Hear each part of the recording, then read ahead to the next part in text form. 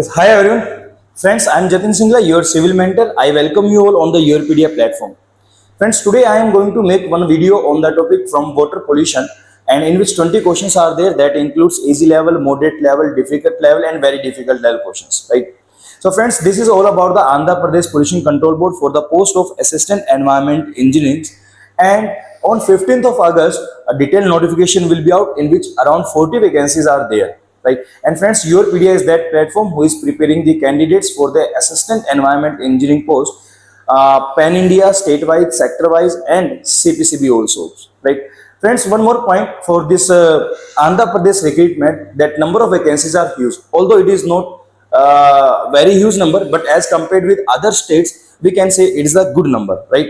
And second point is that other branches like chemical engineers, chemical engineers, mechanical engineers, civil engineers, and environmental engineers. So these four branches are eligible in for this post, right? If we talk about vacancies for the branches like other than the civil and electrical, there are less opportunities in government sectors, but this opportunity for you is a very good opportunity. So you must write this exam, friends. Classes are already going on, and we assure you that before the final notification comes out, we will complete your entire syllabus. If you want to, if you have any query regarding the classes, you can contact directly with us. Okay. So now let's start the questions.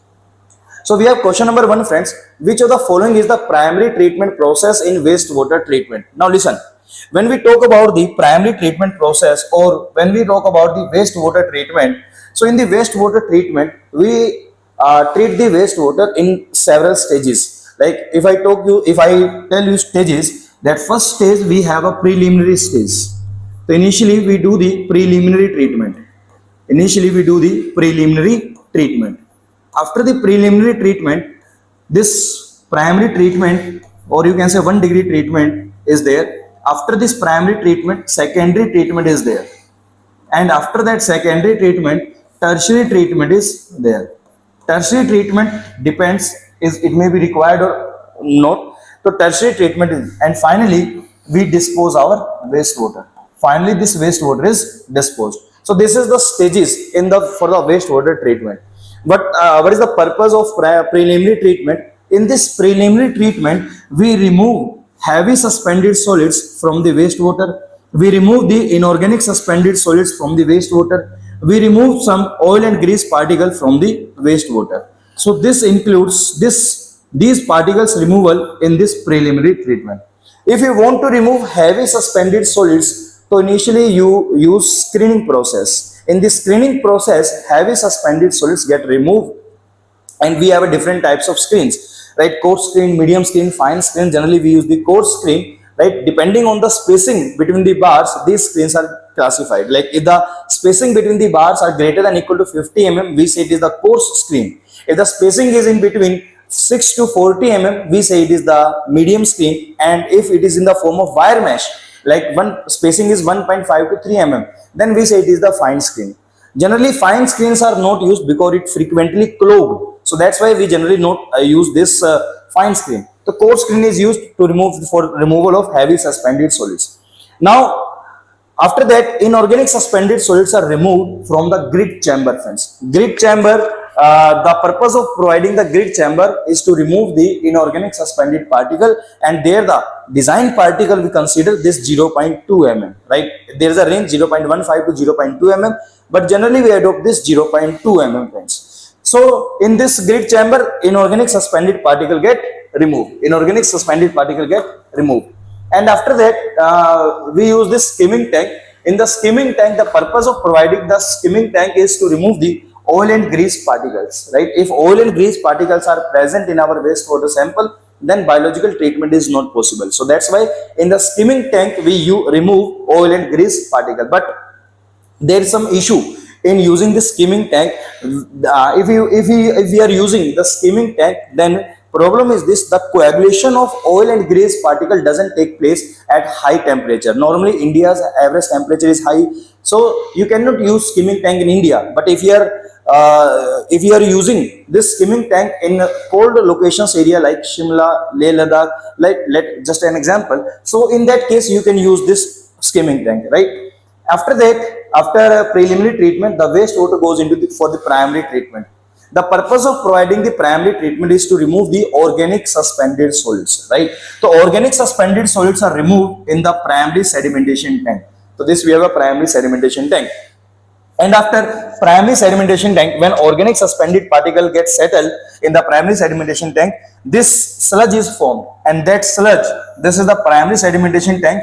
And when organic suspended particle gets settled in this tank, this sludge is sent to the sludge digester. Here we have a sludge digester where the digestion of this sludge is carried out by the microorganisms, right? Anaerobic decomposition is there.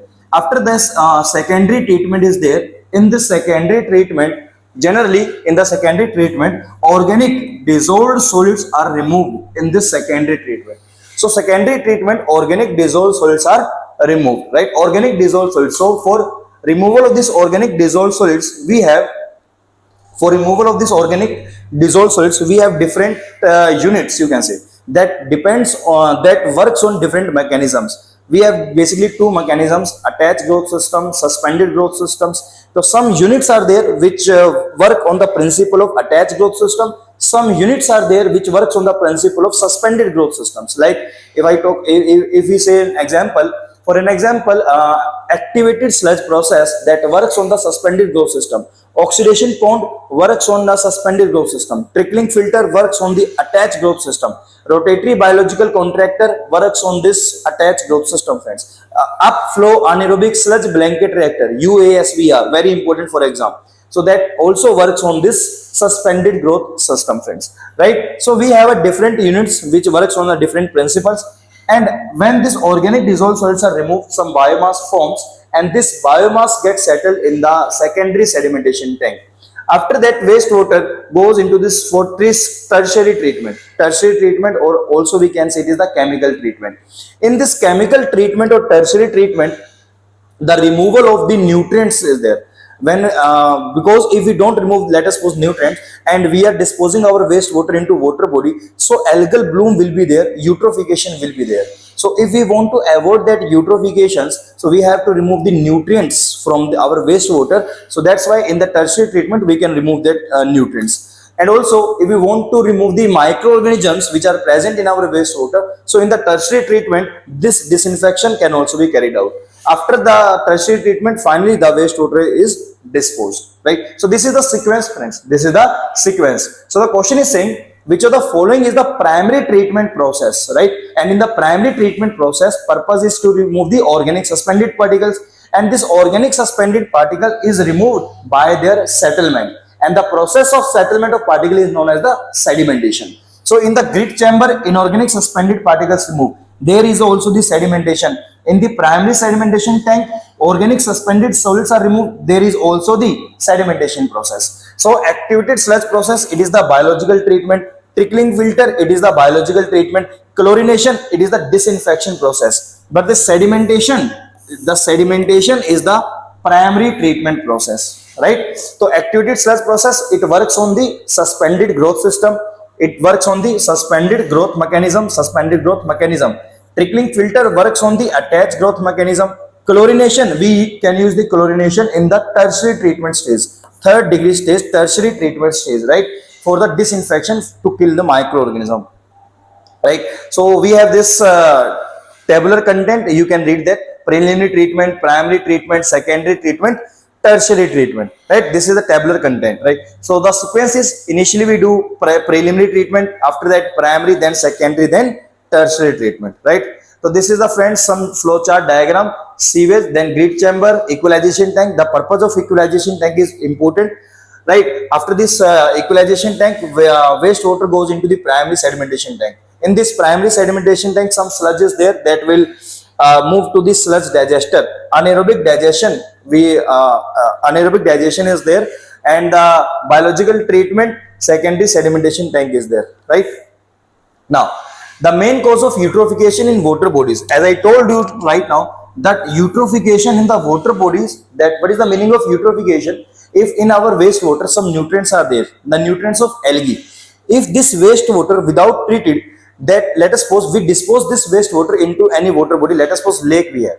If we dispose this wastewater into the lake, so these nutrients enters in our lake, so that's why some algal bloom will be there, and this process is known as the eutrophication. So eutrophication is the phenomena of the natural growth of this algae by the excessive supply of the nutrients, or you can say by the excessive discharge of the nutrients. The prime pollutant of the lake, remember that prime pollutant of lake is phosphorus. Prime pollutant is phosphorus. So the main cause of eutrophication in the water body is excess nitrate and phosphate. So if this nitrate and phosphate is present in excess quantity, you will observe in excess quantity algal growth is there. Algae is there in excess quantity, right?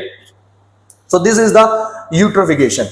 If you want to avoid eutrophication process, what you have to do, you have to remove the nutrients from your wastewater. And for the removal of nutrients, what you have to do, you have to do the tertiary treatment, chemical treatment. Either say tertiary treatment or chemical treatment, both are same, right? For this tertiary treatment or for this chemical treatment, we have different options. Like you can use the filtration technique, like you can use the UV technique, chlorination technique. So basically it is done to polish the effluent, remove the nutrients and pathogens. So for removal of these nutrients, we can remove these nutrients in the tertiary treatment. Suppose that algal growth is there.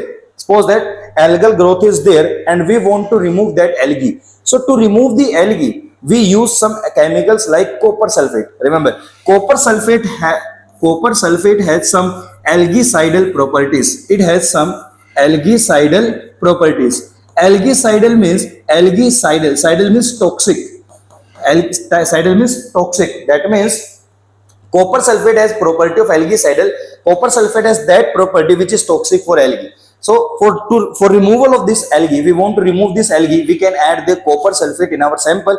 So if we add this copper sulfate, algae can remove, right? Algae can be removed.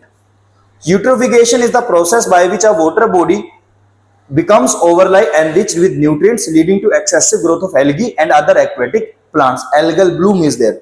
What triggers the eutrophications? The primary cause in excess of nitrogen and phosphorus. Remember the primary cause is excess nitrogen and phosphorus. These nutrients act as a fertilizers for the algae. So more the quantity of these nutrients, more will be the growth of algae is there. Common source includes, now common source, if we talk about these nutrients, what are the common sources? So friends, in common sources includes agricultural runoff, because in agriculture we use different fertilizers and these fertilizers consist nitrogen and phosphorus. So this chemical fertilizers, manure, we use in agriculture purpose. So the runoff which is coming from this agriculture, so that will leads to the development of this algae or the production of this algae. Untreated or partially treated sewage, if sewage or wastewater you have and it is not being treated, so also it will be the reason for the eutrophication. Detergents, industrial discharge, so these are the common sources, right? The eutrophication, then in your water bodies you will observe some algal bloom. Some algal bloom is there. This phenomena is the eutrophication, and the primary reason for the eutrophication, friends, nutrients, and these nutrients includes nitrogen and phosphorus. These nutrients includes nitrogen and phosphorus, right? Next question we have, chlorination in water treatment is done for. Why chlorination is being done? That because to remove the microorganisms. In our water sample, different microorganisms are there. All the microorganisms are not harmful for us, friends. The microorganisms which are harmful for us, we say that are the pathogens. But some microorganisms which are not harmful for us, we can say these are the coliforms, right? We remove the microorganisms, we remove the pathogens basically. We remove the pathogens from the water sample. To remove the pathogens, we have a different techniques, or to remove, to do this disinfection process. There are the two terms, friends. One is the disinfection, one is the sterilization. Disinfection is the removal of the pathogens. Disinfection is the removal of the disease-causing microorganism, which are the pathogens. So to remove, for the removal of pathogens, if you are removing the pathogens from the water body, that means disinfection you are doing. But if you remove all the microorganism, it is known as the sterilization. If you remove all the microorganism, it is known as the sterilization, right? So chlorination in water treatment is done for the disinfection. Why we do this chlorination? For killing of the microorganisms. Coagulation is different thing, friends. Filtration is different thing. Softening is different thing. If we talk about the softening, it is the process of removal of hardness. The process of removal of hardness from the water is known as the softening process. How we remove this hardness? First of all, you must know what is this hardness. If we say in our water sample multivalent cations are present like calcium, magnesium, aluminium, iron. So these are the multivalent cations. Calcium 2 positive, magnesium 2 positive, aluminium 3 positive, iron may be 2 positive or 3 positive. So if multivalent cations are present in our water sample, we say our water sample is hard.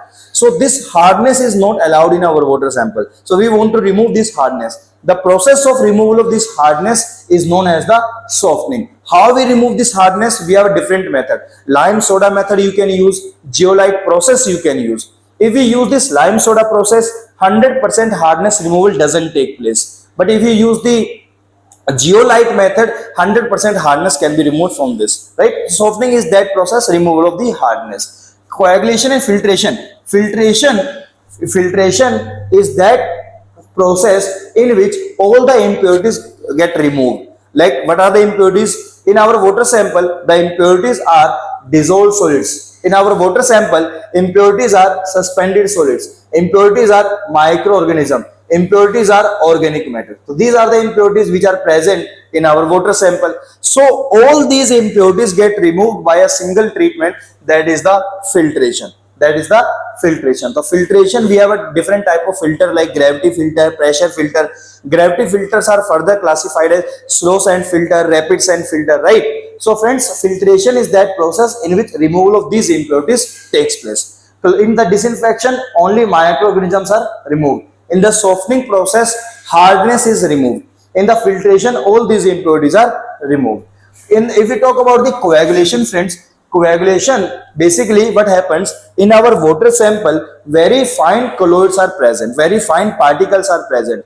These particles are present, that means turbidity of the sample is high. So if our water sample possesses high amount of turbidity, so that means for the removal of these finer particles, we have to coagulate the water sample. So some coagulants are being added in our water sample, because without the coagulants, without any chemical, you cannot agglomerate those particles, because these particles naturally stable particles, they cannot agglomerate naturally. So because they possess some charge, some negative charge they carry, due to that zeta potential comes out.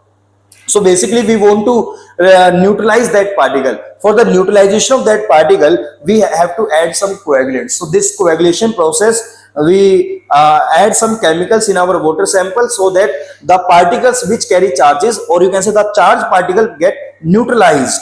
And once the particle becomes neutralized, the force between these particles is only the van der Waals forces, and due to that van der Waals forces, they can attract with each other, right? And also we provide some energies, threshold energy we provide, mixing we adopt here in this case. So coagulation, filtration, disinfection, softening. So question is only saying chlorination in water treatment is done for this disinfection process, right? If we talk about this chlorination process, friends, chlorination means the addition of chlorine, right? What is the meaning of chlorination? Chlorination means the addition of chlorine. If you add the chlorine, so what happens? We have different forms of chlorine. When we add chlorine in the water sample, different forms of chlorine can be observed, right? It depends what is the pH value of the water sample. Suppose that you have added the chlorine in your water sample, right? And suppose that pH of the water sample is less than 5. If the pH of the water sample is less than 5, you will see that chlorine is present in the molecular form. So that in the water sample, chlorine will be in the molecular form. If the water sample having the pH in between 5 to 7, then this chlorine dissociates and converted into HOCl. It converted into HOCl, hypochlorous acid. If the pH of this water sample is 7 to 8, then this hypochlorous acid further dissociate and it converted into OCl negative, but not 100%. So in this range of 7 to 8, we will see that HOCl is also there, hypochlorite ion is also there, right? Hypochlorous acid is there, hypochlorite ions are also there. Further, if the pH of the water sample is greater than 8, then only hypochlorite ions are there. So these are the different forms of chlorine. These also termed as the freely available chlorine, friends. These are the freely available chlorine. So, and among these forms of chlorine, if we talk about the effectiveness, so HOCl is highly effective. HOCl is highly effective in killing the microorganism. HOCl is 80 times more effective than this hypochlorite ion. So we know this property that HOCl is 80 times more effective than hypochlorite ion. So that's why during the disinfection process, pH of the water sample is maintained in between 5 to 7, or you can say slightly less than 7, because in this pH HOCl will be there, and if HOCl is there, it means this is highly effective disinfectant. So this HOCl, so during the disinfection, pH of the water sample is kept in this range 5 to 7. Right? This HOCl is highly reactive, but the problem is that it is unstable compound. It doesn't remain in the water for a longer period. So if we want to save our water against the future recontamination, so in that case we have to add some ammonia in our water sample. If ammonia is not naturally present, if ammonia is naturally present, no need to add the ammonia in that case. So we add ammonia in our water sample. So when we add chlorine, ammonia we have also added, or suppose that naturally ammonia is also there. So initially this chlorine reacts with that ammonia. So it makes the compound with ammonia. The compound's forms is termed as the chloramines. So initially chloramines forms, and after that this freely available chlorine forms. Right? Next point. So all learning content is there, friends. If you want to go through, then you can very easily go through that. The color in raw water is mainly due to. Now, if we talk about the color, in raw water, the color is basically the color. If we talk about the color, what is the reason behind the color? Suspended solids or dissolved solids. If we add some solid particles in our water sample, due to these solids, some color will be there. So there are, friends, two types of color. One is known as the true color. And one is known as the apparent color.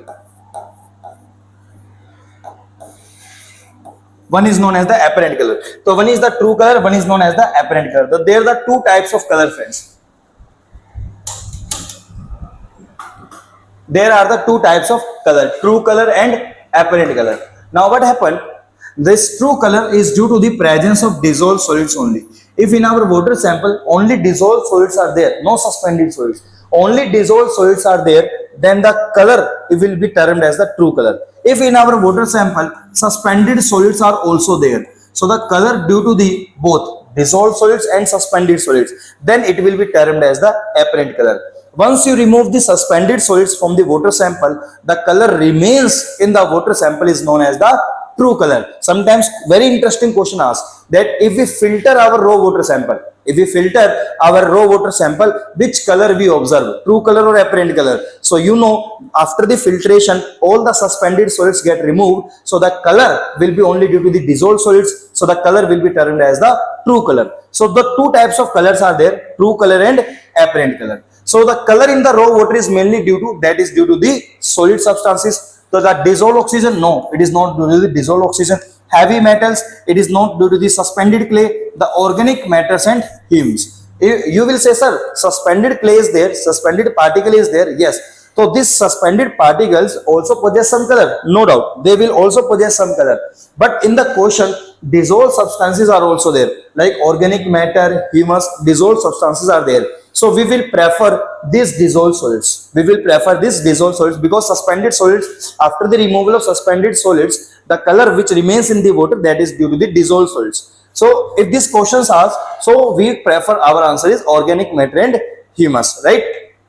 So sources of natural color in raw water: as water percolates through the decaying vegetations, it picks up organic compounds, specifically humic acid, fulvic acids, tannins, right? Tannins and other decomposition byproducts. These are collectively called humus or naturally organic matters. Next, friends, next question we have: turbidity in water is measured by. How we measure this turbidity? First of all, you have to understand the concept of turbidity. What is this turbidity? So turbidity is that the let us suppose you have this transparent glass. Just visualize some that you have a transparent glass of water, and in this transparent glass we have added pure water, right? Pure water. So you can see clearly through this water sample very clearly. But if you add some particles, you add some suspended particles like clay particles in this sample, then in this case some particles you have added, in this case also you can see, but as compared with previous case, the visual, you can say the visual is you can say you cannot see now clearly, sharp clearance is not there, right? So basically what happens, due to the presence of suspended solids,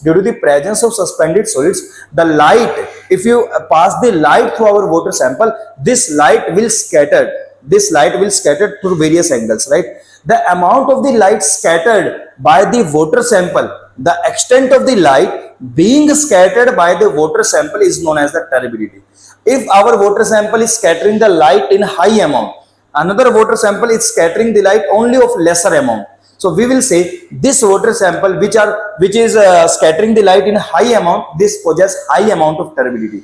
So turbidity is only due to the presence of suspended solids, but we define the turbidity by the amount of scattering of light.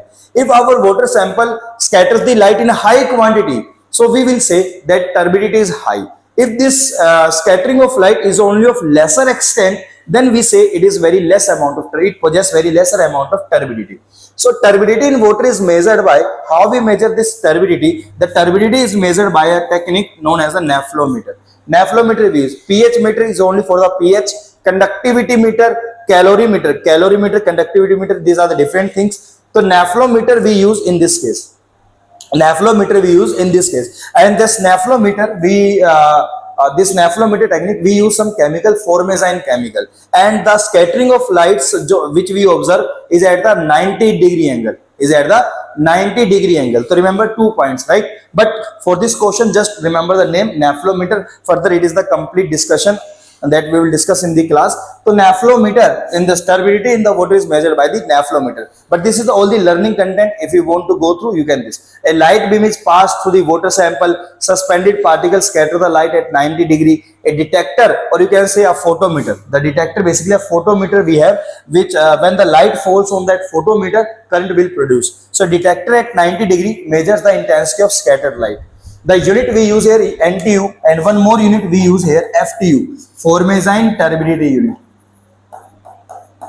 Formazine turbidity unit. So one more unit we use here, formazine turbidity unit.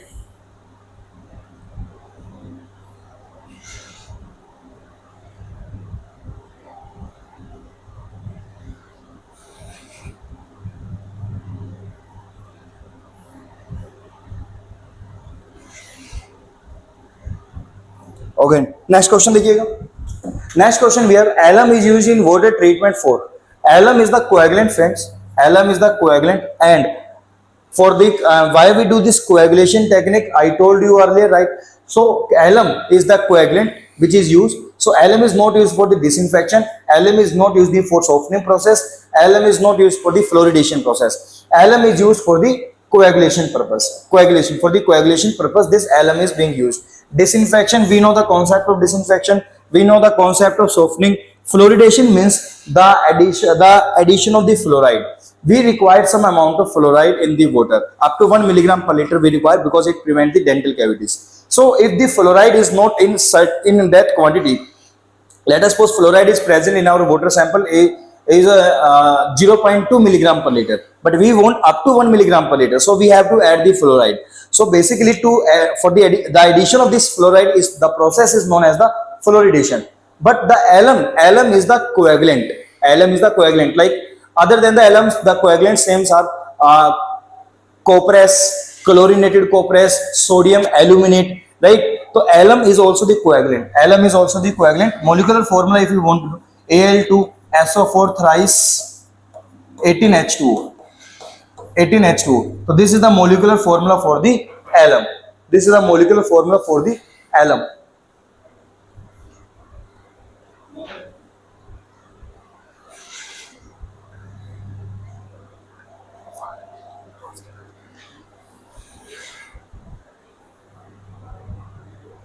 right? So this is all about the learning content about this alum, friends. So this reaction, you have to go through this reaction, very important, but I will tell you, we have a questions regarding this reaction, right? So next question, the dissolved oxygen level in a healthy river should be at least. Now listen, dissolved oxygen level in the healthy river. What is the meaning of healthy river? Healthy river, you can see, you can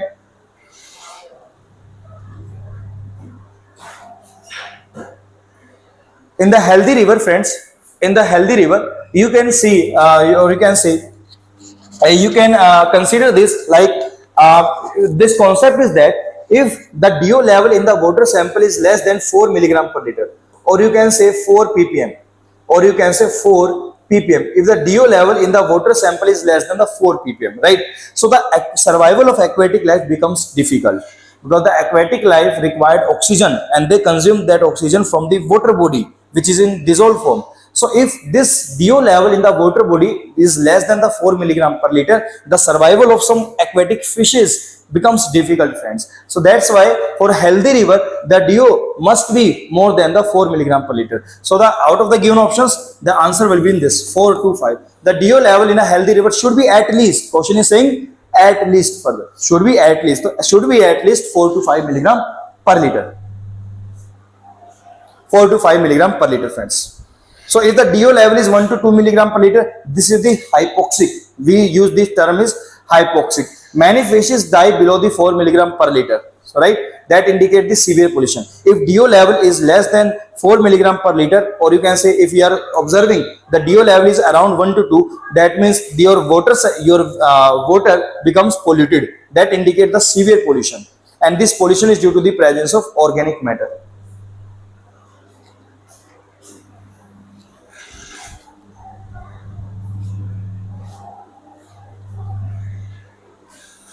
Right, now next question we have,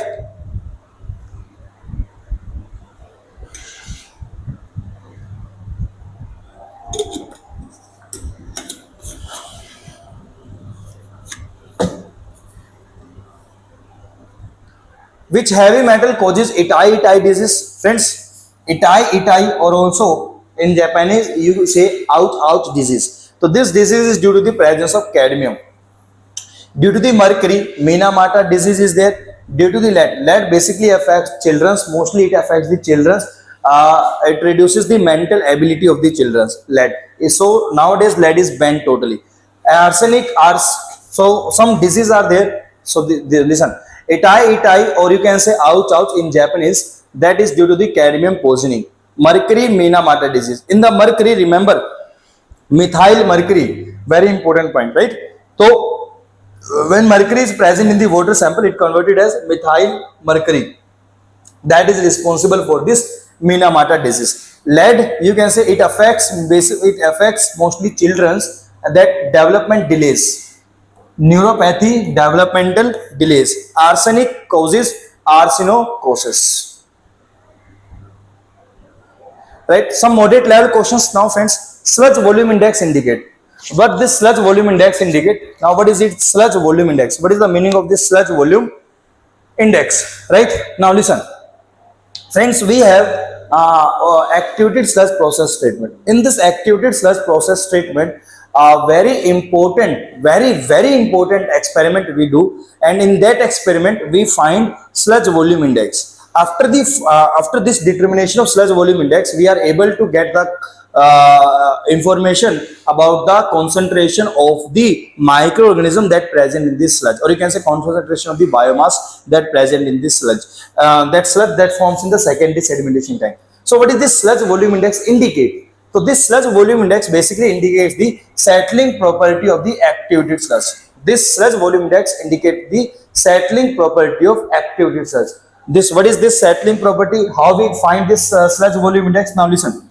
Now what happens, if I draw this diagram of activated sludge process treatment, that we have a primary sedimentation tank in the wastewater treatment. Primary sedimentation tank we have this. After this primary sedimentation tank, water goes for this aeration tank. We have activated sludge process, so we have this aeration tank. So this is the aeration tank, and this aeration tank, the suspended growth system is there. It works on the principle of suspended growth system. So microorganisms are in suspension, organic matters are also in suspension.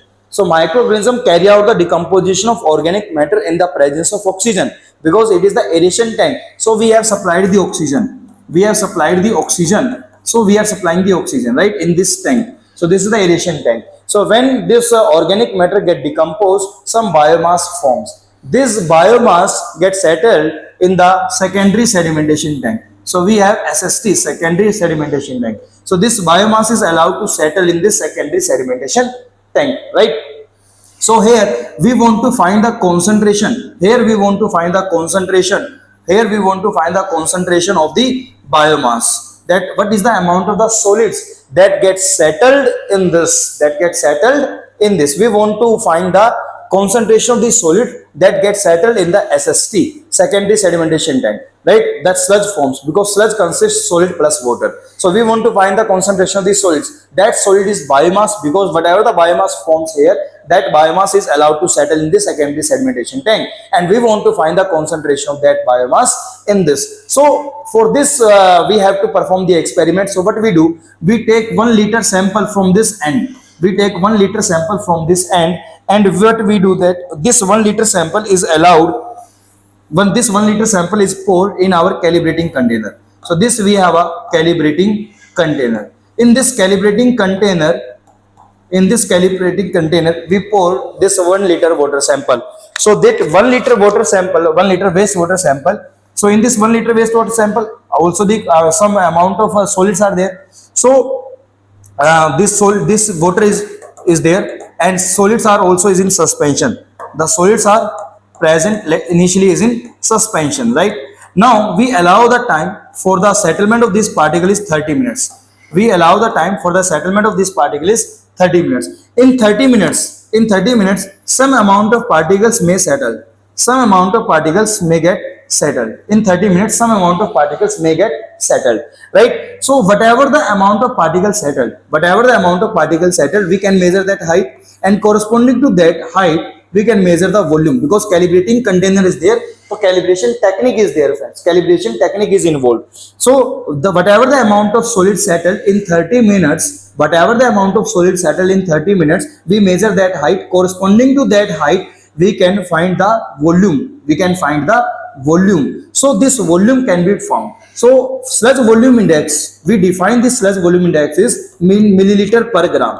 We define this sludge volume index in milliliter per gram. What is the meaning of that? Let us suppose in this 1 liter sample, we have observed that in this 1 liter sample, 3 gram solids are there. Let us suppose 3 gram solids are there. Just assume this. We have performed the gravimetric technique test. From this gravimetric technique test, in this 1 liter sample, we have 3 gram solids, right? So this 3 gram solids which is present in 1 liter sample, it is allowed, the time is given for 30 minutes. So among these 3 grams, let us suppose only certain portion of solids get settled. Maybe all solids can be settled. But maybe let us suppose whatever the amount of solid settles in these 30 minutes, whatever the amount of solid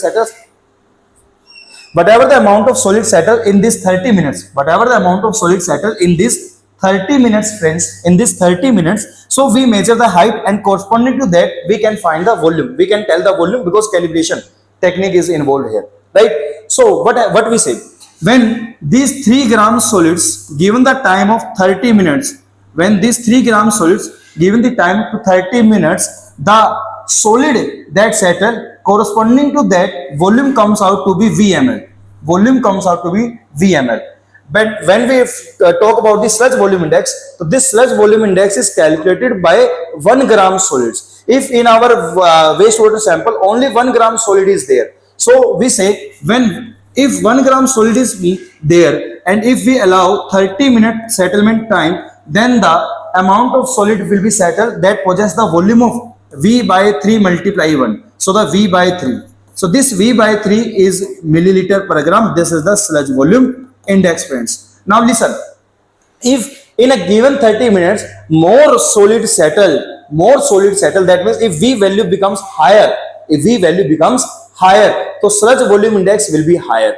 if in given time only lesser particles settle, so this V value will be lesser. So sludge volume index comes out to be lesser. So this sludge volume index indicate settling property of activity size. I hope it is clear to everyone. This sludge volume index, it indicates the settling property of this activity sludge, right? So this is the sludge volume index.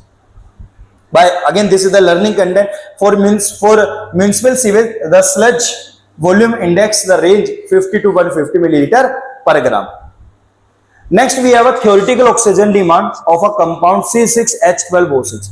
What is this theoretical oxygen demand, friends? Basically, what happens, TOD, that if we know the type of organic matter present in the water sample, and if we know the concentration of that organic matter in our wastewater sample. So the two things are there. We know the type of organic matter, we know the concentration of organic matter. So for the decomposition of that organic matter, the amount of oxygen required can be worked out theoretically, and that amount of oxygen is known as the theoretical oxygen demand. How we find that? Now listen, C6H12O6, C6H12O6, this is the glucose, friend, this is the glucose, and this glucose, if we react, if we do this if it decompose, or you can say if it oxidize, so the reaction takes place in the presence of oxygen. So this glucose reacts with oxygen and it will form CO2 and H2O. Now remember, friends, whenever the organic matter is there, whenever the oxygen is whenever this organic matter get oxidized means in the presence of oxygen, reaction is there. So in this organic matter, if carbon, hydrogen is present, so directly this C will be converted into CO2, H will be converted into H2O, right? In many examples, some other organic matter may be given, like methane is given, like benzene is there given. So whatever the organic matter is given, if this organic matter becomes oxidized, it converted into CO2 and H2O. So when C and H is there, if N is there, if any compounds N is there, then this N is converted into nitrate, NO3 nitrate, but not directly nitrate. This for nitrogen that converted into nitrate, we have a different values, like 4.57 factor is there, but this is a different thing. I will discuss in the classes. Now C6H12O6, it reacts with oxygen and it will form CO2 and H2O. Now what we are saying, just balance the reaction, friends. Just balance the reaction. Here the 6 mole of carbon is there, so that's why 6 mole of carbon must be there because conservation of mass. Now hydrogen, here the 12 mole of hydrogen is there, so here must be 12 moles of hydrogen is there. So that's why I write down 6 here, right? So now 6 mole. Now whatever the amount of oxygen on the right hand side, 6 and 12, 18 mole of oxygen is there. 6 mole is there, so here must be of 12 moles. 2 is there, so we have to write here 6. So what we are saying, 1 mole of glucose required 12 mole oxygen. We are saying 1 mole glucose required 12 mole oxygen for its oxidation, for its decomposition. So 1 mole glucose required 12 mole oxygen. 1 mole glucose having the molecular weight 180. 180 gram glucose required 12 into 16. That means 192 gram oxygen. 192 gram oxygen. So 180 gram glucose required 192 gram oxygen for its oxidation. So if glucose is 1 gram, so 1 gram oxygen required, 1 gram glucose required 192 divided by 180. So if you divide this value, then it will be 1.07. 1.07 factor. So 1 gram glucose required 1.07 gram of oxygen. So this amount of oxygen is known as the theoretical oxygen demand. If in the water sample this glucose is in, let us suppose, 1000 milligram per liter, if the concentration of this glucose is 1000 gram per liter, so 1000 gram glucose required 1.07 multiply 1000, so the answer will be 1070 gram oxygen. So remember this point. So this is the theoretical oxygen demand for the oxidation of the organic matter, glucose or right. So the factor will be 1.07 gram O2 per gram. In tertiary treatment process, the removal of phosphate is how the phosphate can be removed, because phosphate, I told you, phosphate or phosphorus is the primarily pollutant for the eutrophication. So this phosphorus is removed in the tertiary treatment. How we remove this phosphorus? This phosphorus cannot be removed by chlorination. This phosphorus cannot be removed by the activated carbon. This phosphorus is removed by chemical precipitation with alum. chemical precipitation with alum/lime. You can use the lime, you can use the alum for the removal of this phosphorus substance. Aeration is another treatment. Aeration is the bring the contact water within oxygen. If water comes in contact with oxygen, then this process is known as the aeration. Friends. So tertiary treatment, the process of removal of phosphate is done by chemical precipitation with alum and lime, right? So if you want to see the reactions here, so this alum, when you add the alum, aluminium sulfate, hydrated aluminium sulfate basically, so this reaction principle, alum reacts with phosphate and this aluminium phosphate precipitates forms. If you add the lime, then calcium phosphate, or you can say hydroxy apatite, this forms, then will precipitate. Ferric chloride you can add here, ferric chloride, ferric precipitates forms there. So this is the chemical reaction. So remember, this phosphorus is removed by the chemical precipitation, and for this we add alum, lime or chloride, but you can add anything. The process of converting organic nitrogen to ammonia. Now this is very important, friend. This is very important point, that if we have a nitrogenous organic matter, this nitrogenous organic matter first converted into ammonia, then further it converted into nitrite, and at last it converted into nitrate. The process of conversion of this nitrogenous organic matter into this nitrate is known as the nitrification. It is known as the nitrification. And if this nitrate is converting in as N2 gas, this process is known as the denitrification. This process is known as the denitrification. But if you say that the process of conversion of this nitrogenous organic matter into this ammonia, this is known as the ammonification. This is known as the ammonification. This is known as the ammonification, friends. So remember these points. Nitrogenous organic matter if converted into ammonia, because first it converts into ammonia, after that it converts into nitrite, after that it converted into nitrate. This process is nitrification. This process is nitrification. When this nitrate reduced to N2 gas, it is known as the denitrification. The microorganism here are the anaerobic microorganism in the denitrification process. But in this nitrification process, this decomposition is aerobic decomposition, or this oxidation is aerobic, or you can say this is the oxidation process, it is the reduction process. The microorganisms which are responsible for conversion of this nitrate into N2 gas are termed as the paracoccus denitrificants. And the microorganism which convert ammonia into nitrite, these microorganisms are known as the nitrosomonas bacteria. And nitrite to nitrate, the microorganisms are known as the nitrobacter. So remember the names of the microorganisms also. So this process is known as the ammonification. Nitrification, not denitrification, it is known as the ammonification, friends. All the learning content is given in the PDF, right? For the wastewater with BOD 5, 200 mg per liter with the base E 0.23 day inverse, the ultimate BOD is,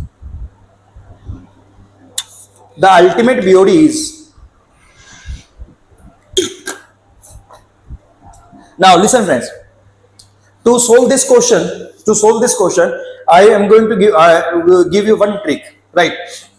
If the base constant at E 0.23 is given, or at base 10 Kd, if it is given 0.1, if it is given 0.10 inverse. So if either say 0.23 base E or say 0.1 base 10. So in this case, BOD1 will be equal to 0. Not BOD1, I am saying BOD5. BOD5 is equal to 0.68 times of ultimate BOD. BOD5 is 0.68 times of ultimate BOD. If question asks find the BOD3, then BOD3 will be approximately, these are the answer, approximately 0.5 times of ultimate BOD. BOD3 is approximately 0.5 times of ultimate BOD. So remember, BOD5 is given 200 mg per liter, 0.68 multiply ultimate BOD. The question is asking about the ultimate BOD. This relation holds good only when base is 0.23 or at base 10 the value is 0.1. If the base constant varies, if the base constant varies, then this equation doesn't hold good. But approximate answer you can calculate. But if the calculator is given, then you have to find the exactly answer. But in the exam, calculator is not there. So basically, this base constant is given in the question, right? But if other than this base constant is given, I will tell you in the class that how we solve that questions easily, right? So BOD 5 is equal to 0.68 times of ultimate BOD. So this ultimate BOD will be 200 divided by 0.68. You can solve very easily. So the answer comes out to be 330 milligram per liter. 330 milligram per liter. Which of the following best indicates organic strength of the wastewater?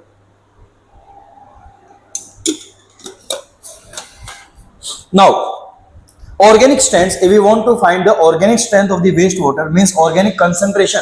If we want to find the concentration of organic matter in our wastewater sample, so remember the COD parameter we have. COD, chemical oxygen demand parameter we have. COD is the amount of oxygen required to carry out the decomposition of total organic matter. This is the COD.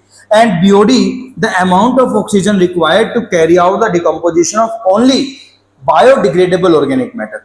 If only biodegradable organic matter we want, then BOD is to be determined. If total organic matter we want to know, then COD is to be found. So these two parameters basically indicating the organic strength of the wastewater. Dissolved oxygen can also tells us, but not directly. We find the deficiency. If deficiency of dissolved oxygen is high, it means organic matter concentration is high, because deficiency of dissolved oxygen is calculated as DO saturation minus ka DO. If in our water sample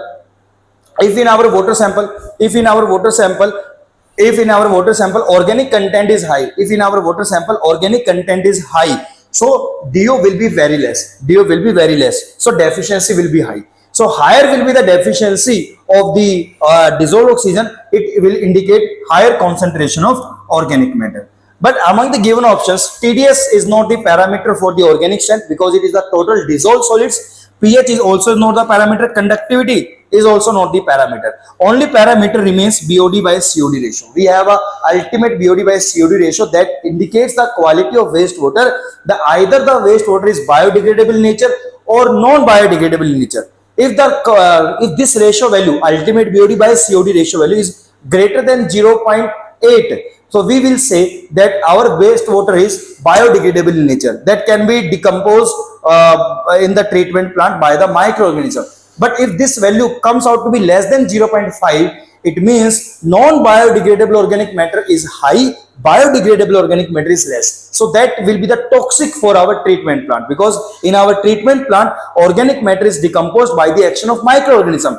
But if non-biodegradable is present, that non-biodegradable organic matter cannot be decomposed by the microorganism. So for decomposition of that non-biodegradable, we have to add some chemicals. So we don't add some chemicals, we increase the biodegradability of our wastewater. We do some seeding technique here, seeding process here. The seeding process is some artificial, or you can say from another treatment plant, we add some sludge in our wastewater sample to increase its biodegradability so that it can be treated biologically in our wastewater, in our treatment plants. So this is about this organic strength indicate the wastewater. The parameter is BOD by COD ratio. BOD by COD ratio.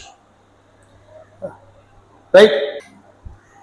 So next हमारे पास है difficult level questions. अब देखो, in chlorination, combined chlorine residual is mainly due to. Now, what is this combined chlorine residual? What is the meaning of that combined chlorine residual? Now, listen, friends, that we have this water sample, right? So, in this water sample, we have added chlorine. Right? And I told you that if the pH of the water sample is in between 5 to 7, this chlorine will dissociate and convert it as HOCl, hypochlorous acid. So when we add chlorine and initially ammonia is present, so initially chloramines will be formed, and after that you can say freely available chlorine is there. Now what is the meaning of this chlorine residual? What is the meaning of that? Suppose that we have applied chlorine let us suppose 4 milligram per liter. Just example, we have applied chlorine 4 milligram per liter in concentration of 4 milligram per liter, and this water consume chlorine, something chlorine demand of the water. So let us suppose the chlorine demand of the water is 1 milligram per liter. So that means 1 liter water required 1 milligram chlorine, but you have added 4 milligram per liter chlorine. So in this way you can say, sir, we have added applied chlorine, and or also you can say, if I want to find the remaining chlorine or residual chlorine, so the residual chlorine will be equals to applied chlorine minus chlorine demand, 4 minus 1, 3 milligram per liter. So this is the residual chlorine. This is the residual chlorine, right? So whatever the amount of chlorine we have added in our water sample, and here the example, let us suppose 4 milligram per liter. So our water sample consumes some chlorine, whatever the demand of that water sample, chlorine demand. So that water sample, let us suppose the chlorine demand is 1 milligram per liter. We have added 4 milligram per liter. So our water sample consume 1 milligram per liter. So that means 3 milligram per chlorine will be remains in our water sample, that will be termed as the residual chlorine. This residual chlorine can be exist in combined form as well as in free form. If this residual chlorine exists in free form, we say free residual chlorine. If it exists in combined form, we say it is combined residual chlorine, right? In the free form, let us suppose HOCl is there or oxygen active is there. This is the free form. But when combined form, we say, then it will be chloramines. Then it will be chloramines, monochloramine, dichloramine, trichloramine, that will be chloramines. So combined chlorine residual will be is the form of chloramines. So this is the chloramines. NH2Cl, the single mole of chlorine, monochloramine. NHCl2, 2 mole of chlorine, this is the dichloramine. So monochloramine, dichloramine. This is the combined form of chlorine. This is the combined residual. So this residual chlorine 3 milligram per liter. Here residual chlorine can be exist in the free form as well as in the combined form. But question is asking combined chlorine residual. So the combined chlorine residual is this one, chloramines, right? Effectiveness की अगर हम बात करें, if we talk about the effectiveness of this combined chlorine is lesser than the freely available chlorine. Freely available chlorine is 25 times more effective than this combined chlorine form, right? Now next point, this chloramine also depends on the pH value. If the pH is greater than 7.5, then monochloramine will form. If the pH is in between 5 to 6.5, dichloramine will form. If the pH is less than 4.4, trichloramine forms. Further, it depends on the pH values. Now calculate the population equivalent if wastewater flow 1 ml BOD is 300 milligram per liter. Assume one person generate 80 gram BOD per day. Now listen friends, what is this population equivalent? Now how we find this population equivalent? Population equivalent is calculated as BOD of industrial sewage to the BOD of the domestic sewage. And this domestic sewage BOD we take is average BOD of the domestic sewage, average per capita sewage. We are taking this domestic sewage BOD in terms of per person, per capita. So suppose that we have a industry, any industry, let us suppose we have dairy industry. Let us suppose we have a dairy industry, and this dairy industry producing the BOD, let us assume 800 gram per day. Let us assume this dairy industry producing the BOD is 800 gram per day. So the BOD of this industrial sewage, we can say 800 gram per day. This is the BOD of the industrial sewage, 800 gram per day. Now average BOD of domestic sewage, we consider 80 gram per day. 80 gram per day. If it is not given in the question, we will consider 80 gram. But it can be different value can be given in the question, right? But it is no, if not given, we will take 80 gram. The average BOD of domestic sewage is 80 gram. What does it mean? It means on an average in a day, the wastewater produced by a community, the domestic sewage, the BOD of that domestic sewage is 80 gram. 80 gram. But industry, we have dairy industry, let us suppose, and this industry is producing the wastewater, and that wastewater is having BOD 800 gram. So this industry is producing the BOD if this industry is producing the BOD equivalent to how many people? Equivalent to how many people? So if single person is producing BOD at the rate of 80 gram, so this industry is producing equivalent to how many persons? So that's why population equivalent concept is here. So population equivalent is BOD of industrial sewage, and we have given the calculate the population equivalent if wastewater flow is this and the BOD is this.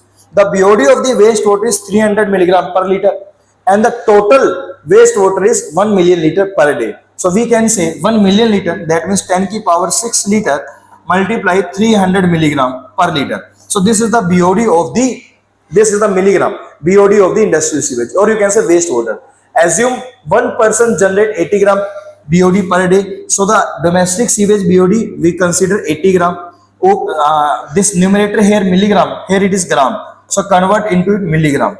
So on solving this, we get the answer 3750. On solving, we get the answer 3750. It means this wastewater flow having BOD 300 milligram per liter is equivalent to 3750 person.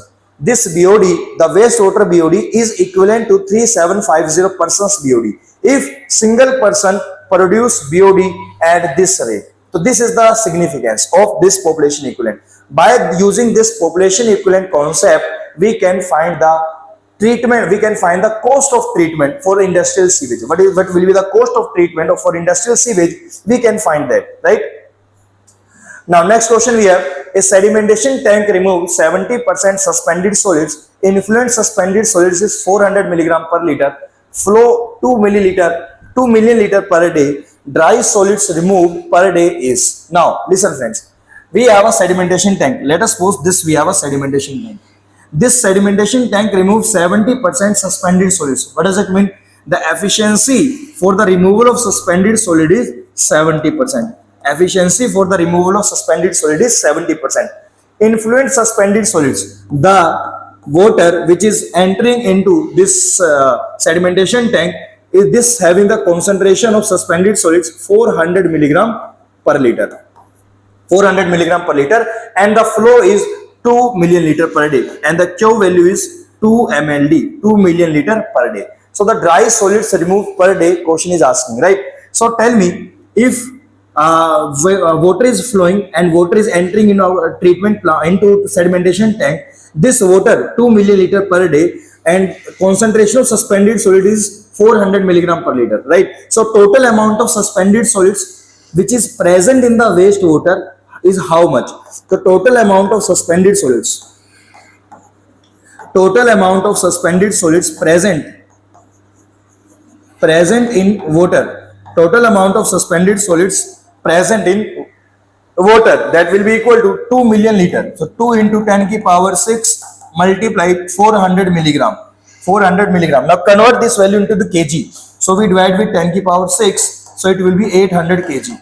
So total amount of suspended solids present in a water is 800 kg. This is the 800 kg per day, right? So this 800 kg per day solids will enter in our treatment plant, will enter in our sedimentation tank. The efficiency of suspended solids, efficiency of this sedimentation tank for the removal of suspended solid is 70%. That means whatever the amount of solid enters, 70% of that solid will settle.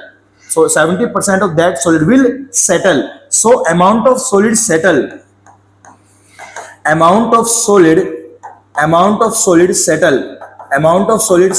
the tank. Amount of solid settle in the tank. The amount of solid that enters multiply 70%, 0.7. So it will be 560 kg. So per day 560 kg solid is going to be settled. So question is saying what is the dry solids removed per day in kg. So the dry solid removed per day is 560 kg, right? The chlorine demand of the water is 1.2 milligram per liter. If desired residual chlorine is 0.3 milligram per liter, the chlorine dose is. Now, as I told you right now that when we add the chlorine, applied chlorine, or you can say, let's say if we want to find the chlorine demand.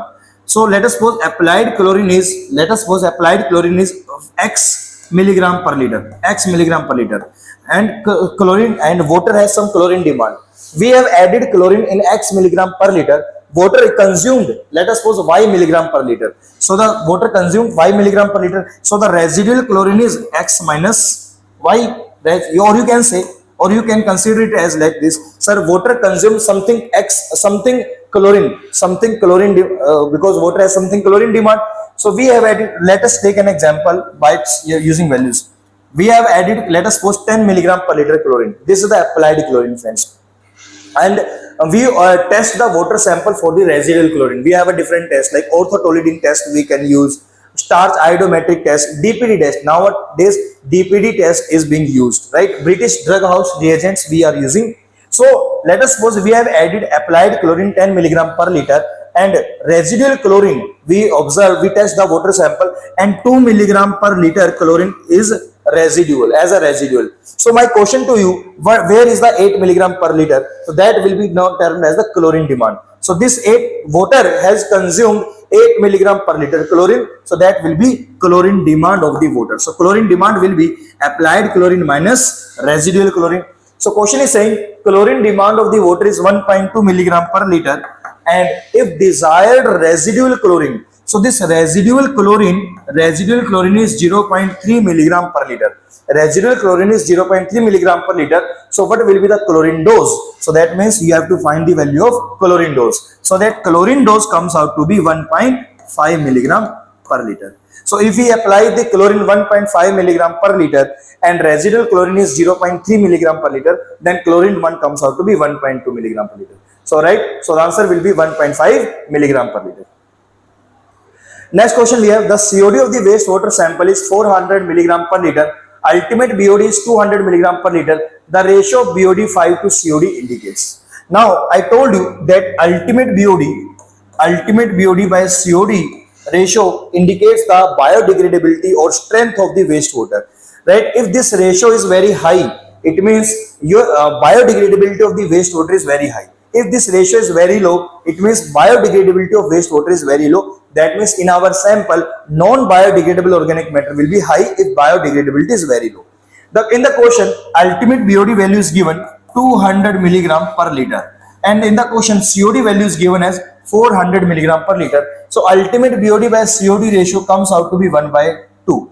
Ultimate BOD by COD ratio comes out to be 1 by 2, 0.5. But remember, question is asking find the ratio of BOD 5 to COD, but it is given ultimate BOD. So we have found the ratio of ultimate BOD to COD, but question is asking 5-day BOD to COD ratio. Question is asking 5-day BOD to COD ratio. Question is asking about this. So we know the concept that if the rate constant is not given, we can consider the rate constant at base E 0.23 day inverse. So at this rate constant, the relation between the ultimate BOD and 5-day BOD is 0.68. So we can say that sir 5-day BOD is 0.68 times of ultimate BOD and divided by COD here, and the value of this ultimate BOD by COD, this is 1 by 2. So 0.68 divided by 2, it will be 0.34. So the final answer comes out to be 0.34. The final answer comes out to be 0.34. So remember, this is the tricky question. Sometimes in this concept is very important. So remember, the given is ultimate BOD, but question is asking about the BOD 5. But sometimes in the question there is 5 may not be mentioned. Question maybe say find the ratio of BOD by COD. Now here it is not clearly mentioned. In that case also we have to report the answer like this. If BOD is nothing given, we treat it as the standard BOD. If duration is not given, we will treat as a standard BOD, and standard BOD, friends, we have a 5-day BOD, so we will treat it as a 5-day BOD. If question is asking about this value, then it will clearly mention that find the ratio of ultimate BOD by COD. This ultimate BOD, it will be clearly mentioned in the question. If it is not mentioned, then we have to find this standard BOD concept. Then we have to use this standard BOD concept. Right? Now, next question we have, last question. An activated sludge process has F by M ratio 0.3 kg BOD per kg MLSS. MLSS is this, the BOD loading rate is. In the activated sludge process, we have some parameter F by M, in which F stands for food, organic matter, M stands for microorganism, or you can say biomass. So amount of food, it is the ratio of amount of food enters into the system to the mass of biomass present in the system. It is the ratio of amount of food, amount of organic matter enters into the system. The amount of organic matter, or you can say amount of BOD enters into the system. That is Q naught into S naught. This is the amount of BOD enters into the system divided by mass of biomass. The mass of biomass is represented as Vx. Vax. Q naught is the waste flow rate. S naught is the influent BOD, the BOD which is going to enter in our treatment plant. So the amount of BOD that will be Q naught multiply S naught. V is the volume of the aeration tank. X is the concentration of the biomass in the aeration tank, or you can say it is the MLSS value. So right, so F in the question, F by M value is given 0.3. In the question, BOD loading rate has been asked, means Q naught S naught value you have to determine. And in the question, MLSS value is given 2500 milligram per liter. So just multiply it. So Q naught S naught comes out to be 2500 multiply 0.3. Then it will be how much? 2500 multiply 3 by 10.